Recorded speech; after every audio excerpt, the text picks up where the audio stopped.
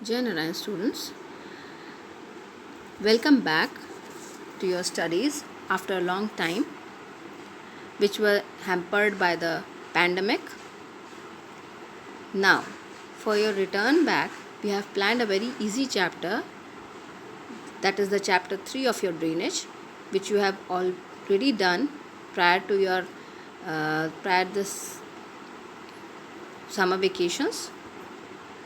I hope you are fine and would have enjoyed your this holiday.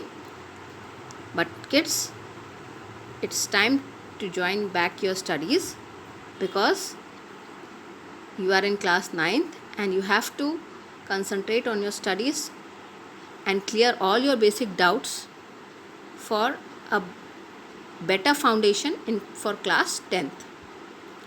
Let me clear over here one thing, that from this very particular chapter, CBSE has reduced it for only a map activity based chapter now. So, you have to concentrate on the map activities regarding this chapter, but for your information and for your knowledge, I am providing here certain facts which is very useful for your clearing of doubts as well as for your marking on the map activity. So let's get started. The topics are drainage basin, drainage system in India, Himalayan rivers and the peninsular rivers. Now, before moving on with the chapter, let's first define the term drainage itself. The term drainage defines the river system of an area. That is, for a particular area, what is the pattern of the river? The area drained by a single river system is called a drainage basin. Drainage system in India are mainly controlled by broad relief features of the subcontinents. Over here, students, I would like to mention that by the help of geography as a subject, we not only come to know about the relief topography of a particular region, but also we come to know about the various physical features available there. What are the factors which affect the people living of that particular area? Why do they have a particular type of clothing pattern? Why do they have a particular type of cuisine? Why that particular area has a particular type of constructional pattern? So, over here, accordingly, the drainage system of India are mainly controlled by the broad relief features of the subcontinent. Accordingly, the Indian rivers are divided into two major groups, the Himalayan rivers and the peninsular rivers. Over here I am providing a comparison between the Himalayan rivers and the peninsular rivers because it is very useful for your information, as well as it will help you to guide and also guide you in marking your map.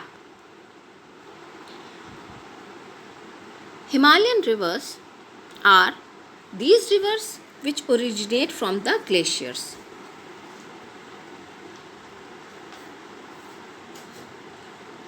Catchment areas is very large, of engaged in high corrosion activity, useful in irrigation. These are perennial. Perennial over here I would like to define is that the water in these rivers is there for whole of the year round. It does not depend on the rainwater. Rather, it depends on the melting of the glaciers which are situated in the Himalayan region. The best example of Himalayan rivers is the Indus and the Ganga. Now, coming to the peninsular rivers, these rivers originate from the plateaus, Catchment area is very small, engaged in low corrosion activity, not very useful in irrigation, and these are non-perennial. Non-perennial means that is, they do not have water all round the year. Now, in this diagram, you can see how a river originates from the Himalayan regions, that is up in higher in the mountains, comes in the downs the slope of the mountains to the plain area, and finally it ends in a sea. You can correlate this image with the motion of the river Ganga, which originates from Gangotri, crosses from the higher Himalayas to the lower Himalayas, round in Haridwar where it coincides with the plains, passing through a large area of covering about 2500 kilometers, moving from much part of Uttar Pradesh, Bihar, and finally ends in Bay of Bengal.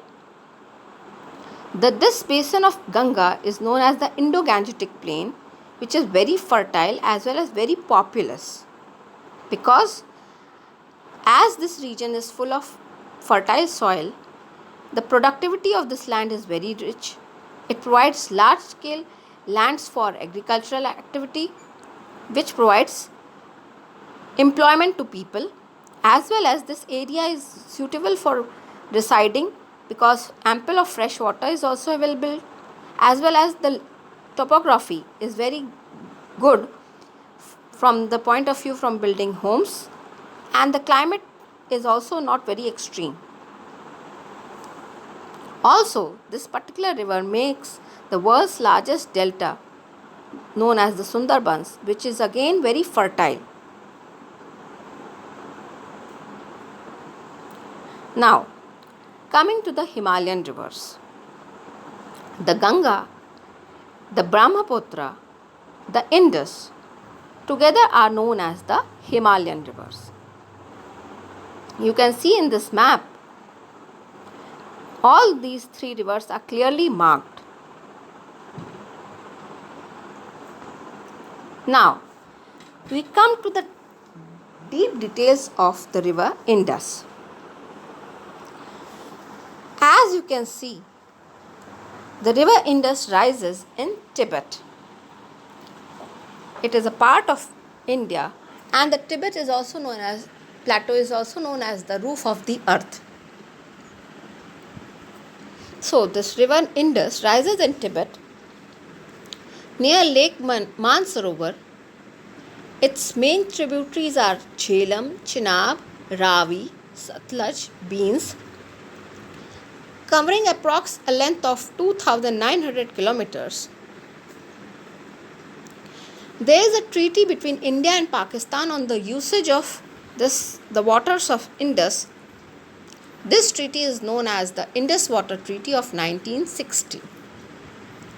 This is a very good to know information which is going to be useful for your future studies as well.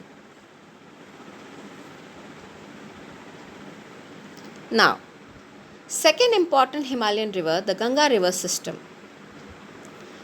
The Ganga is the largest river in Indian subcontinent, flowing east through the Gangetic plains of the northern India into Bangladesh. The 2,500 kilometers river rises from Gangotri glacier, as I have mentioned earlier.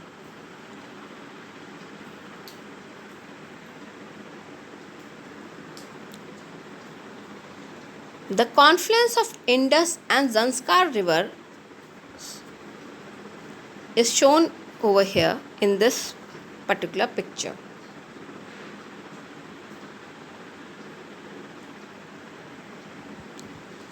Now, over here, I have provided you with the Ganga river maps, in which Ganga is shown along with its major tributaries and the Also, the Indo-Gangetic Plain is being marked over here clearly.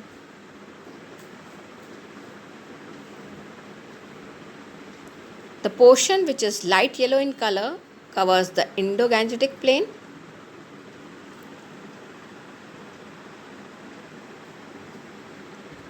You can see Ganga, Gomti, Son, Ken, Betwa, Yamuna, Chambal, all these rivers, all are very important and have to be marked, because question can come this year as well as in the next year in the board examinations. Mark the Indo-Gangetic Plain or trace the route of river Ganga. Mark the two tributaries of river Ganga. These are the few specific questions which can be asked by the board for you to mark on the map.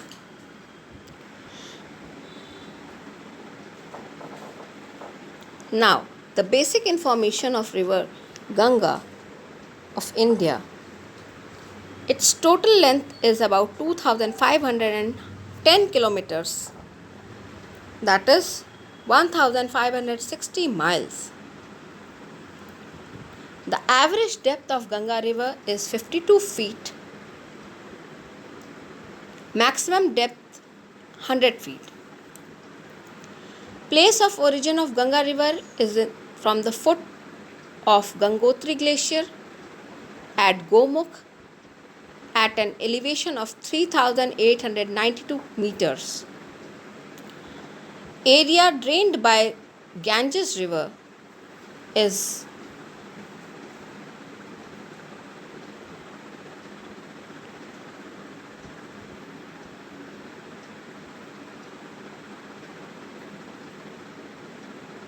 major tributaries of Ganges are Yamuna, Son, Kosi, Gandhak, Gomti, Ghaghra, Bhagirathi, etc. Cities on the banks of Ganga are Kanpur, Allahabad, Varanasi, Patna, Ghazipur, Bhagalpur, Mirzapur, Buxar, Sidhpur. These are the few prominent cities located on the banks of river Ganga. Main features of the river Ganga system are: length of the river is 2500 kilometers. It has the largest basin. From Himalayas, the Ganga enters in the plains at Haridwar. It joined by a number of tributaries like Yamuna, Son, Kosi and Gandhak.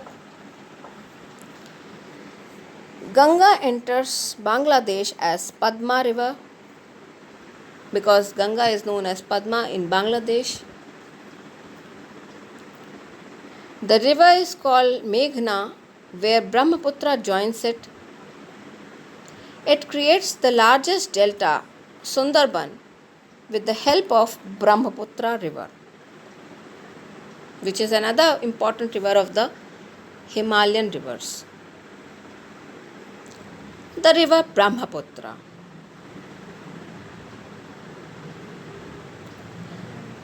See, we have provided you a map of India which marks all the important rivers of India. See the route of Brahmaputra clearly mentioned over here. How it originates and where it ends.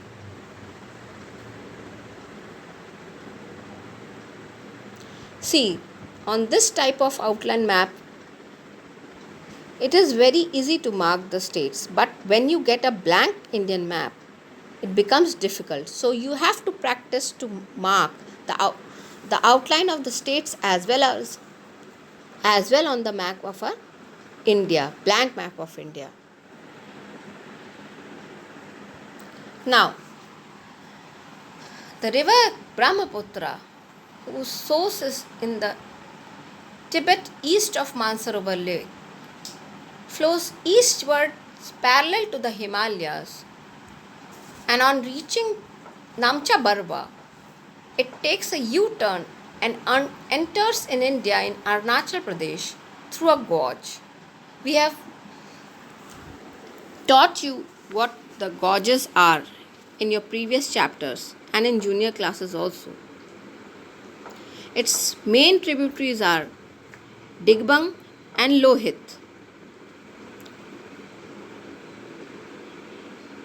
It forms a ravine island. See how it takes a U-turn at Namcha Barwa, and from China it enters into India.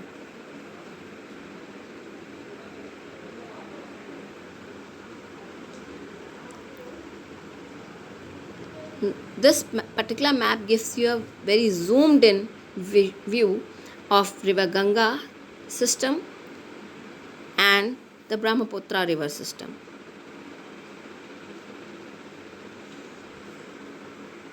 Now, in our next video, we'll talk about the peninsular rivers of India. So, in today's class, your homework is to mark the Himalayan rivers which we have discussed today, that is the Indus River, the Ganga river system and the Brahmaputra river. And do read about the peninsular river and also see the map of India showing the peninsular rivers, for which I have provided a short clue which is available in this particular map.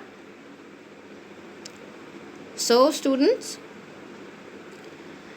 till then, do follow all the rules of laid in against the fight of COVID-19, especially the SMS, that is the S stands for soap, M for mask and S for social distancing. And please make all the important notes or the form I keep on telling you between the videos. Keep on practicing the map work right from now. Make it a habit to practice map for at least 5 minutes a day, so that till class 10th you become perfect with the markings of the map. So students, till then, stay home, stay safe. Jai Narayan.